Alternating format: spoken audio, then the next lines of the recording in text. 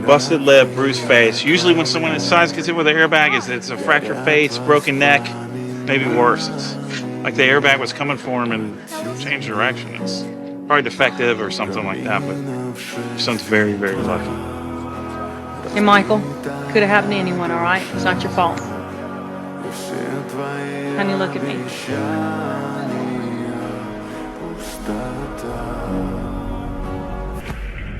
Michael, what happened to your arm? I stopped it.